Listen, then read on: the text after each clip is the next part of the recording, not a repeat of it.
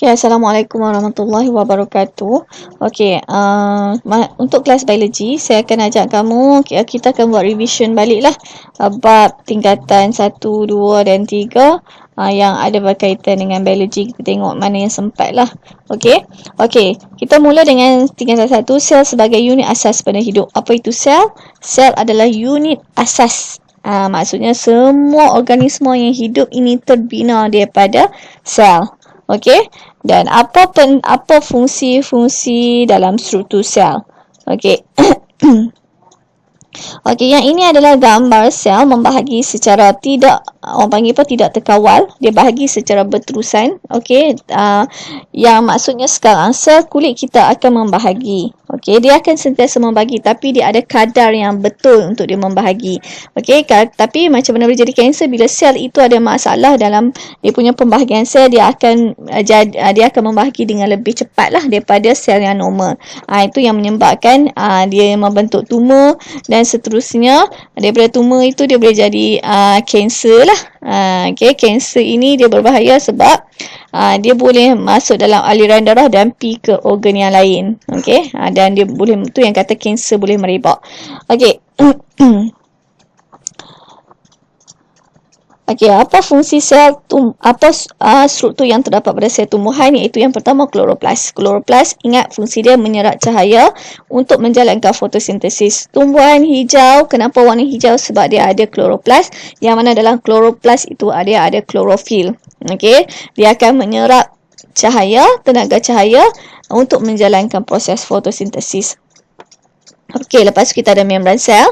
Okey, ini adalah membran sel yang bahagian dalam ini line ni. Okey, ini adalah membran sel, dia kawal pergerakan bahan ke dalam dan keluar sel.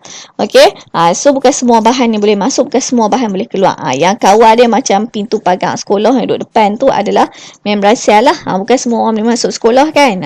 Okey, so dia itu fungsi membran sel, kawal pergerakan bahan ke dalam dan keluar sel.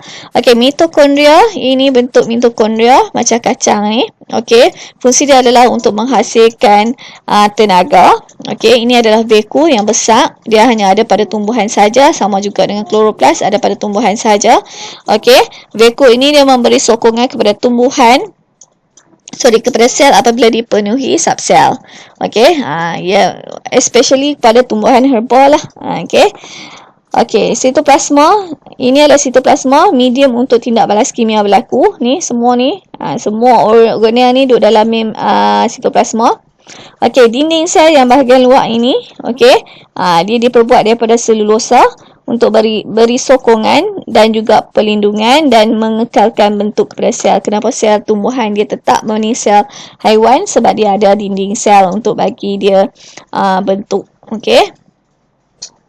Nukleus pula, ini nukleus. Kalau kita lukis, kita akan hitamkan. Okey, yang mana dia adalah berfungsi untuk kawal keseluruhan aktiviti sel dan dia membawa maklumat genetik lah. Dia ada kromosom yang bawa maklumat genetik. Okey. Manakala sel haiwan, okey, dia sama saja dengan ada struktur yang sama macam tumbuhan, tapi ada struktur tumbuhan yang tak ada pada sel haiwan. Okey, contoh dia tadi apa?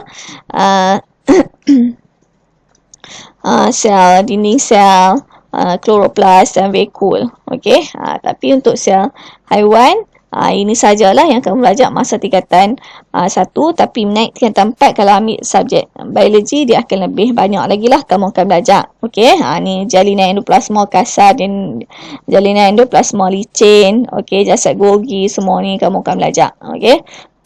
Fungsi yang lain sama saja. Okey, sama macam yang saya sebut tadi. Okey, persamaan dia semua ada nukleus, membran sel, ada sitoplasma, nukleus, mitokondria. Okey, yang perbezaan dia, yang ni tak ada kloroplas, tak ada vakuum, bentuk tidak tetap. Yang ni bentuk dia tetap sebab dia ada dinding sel, dia ada kloroplas dan dia ada vakuum. Ni. Okey, organisma unisel, kenapa panggil uni? Uni maksudnya satu.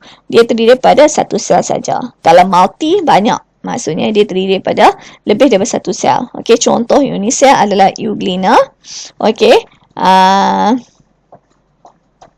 Euglena ni dia boleh buat makanan sendiri sebab dia hijau, dia ada pigment klorofil lah maksudnya. Okey. Kalau yang ini Chlamydomonas, dia adalah tumbuhan juga. Ini dua-dua ni diklasifikasikan dalam kelas tumbuhan, dalam kumpulan tumbuhan lah. Okey, yang ini haiwan. Contoh dia adalah amoeba, parabensin. Nampak tak? Satu sel saja, satu sel. Okey, untuk multi sel lebih daripada satu sel. Contoh adalah mukor. Okey, lebih daripada satu sel. Spirogyra, hydra, kucing, manusia, tumbuhan. Okey. Inilah apa pokok bunga matahari, dan banyak lagi lah. Okey. Jenis dan fungsi sel haiwan dan tumbuhan. Okey, kalau sel haiwan, kita tengok dia ada sel epithelium.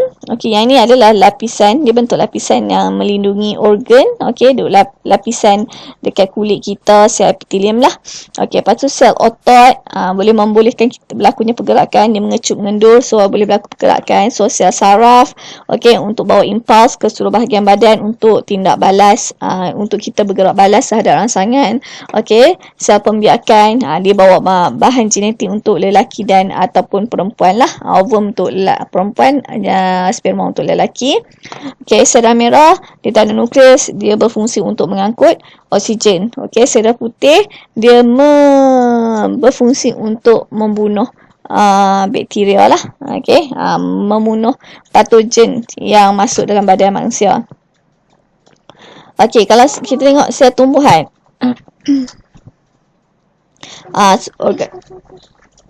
organisasi dalam sel tumbuhan. Sel tumbuhan, okey, kita tengok sel yang pertama, epidermis. Ingat, kalau untuk tumbuhan kita panggil sel epidermis, untuk manusia sel epithelium. Okey, sel epidermis dia berfungsi, nampak yang atas ni, untuk elak daripada kehilangan air dan juga membolehkan pertukaran gas berlaku dah. Okey, dia ada dua, atas dengan bawah. Ni epidermis atas, ni epidermis bawah. Okey, sel mesofibrillarian, nampak tak? Yang bawah daripada epidermis ini tersusun tegak ini, dia ada banyak kloroplas lah untuk dijalankan fotosintesis. Okey, lepas tu dia ada yang sel ini, xylem yang bahagian ini, okey, dan phloem yang bahagian bawah ni. Okey, xylem angkut air, okey, daripada akar ke seluruh bahagian tumbuhan. Phloem angkut hasil fotosintesis dari daun ke seluruh bahagian tumbuhan juga. Okey. Okey, lepas tu kita ada ini adalah sel pengawal, nama macam kacang ni, sel pengawal. Yang tengah ini, liang ini kita panggil stoma. Dia mengawal bukaan dan penutupan stoma lah, sel pengawal ni. Okey. Okey, dan ini adalah sel rambut akar. Okey, ada dekat hujung akar. Kalau kamu tengok, ni nampak dah halu-halu ni. Ini adalah sel rambut akar. Okey, dia untuk, kenapa dia ada rambut akar itu, sama fungsi dia macam dekat, orang panggil apa? Dekat usus kecil yang ada villus tu, kenapa dia ada halu-halu itu, untuk meningkatkan luas permukaan lah, supaya lebih banyak air dan nutrien dapat diserap. Okey, ini adalah organisasi sel, mula dengan sel, lepas tisu, organ, sistem dan organisma. Okey, nampak? Ini satu sel. Okey, lepas tu bila sel yang sama bekerjasama membentuk tisu. Lepas tu beberapa tisu yang berlainan bergabung membentuk perut organ. Okey, beberapa organ bekerjasama ataupun bergabung menjalankan fungsi yang khusus membentuk sistem. Okey, ni nampak tak? Mulut, esophagus, perut, usus kecil ni organ lah.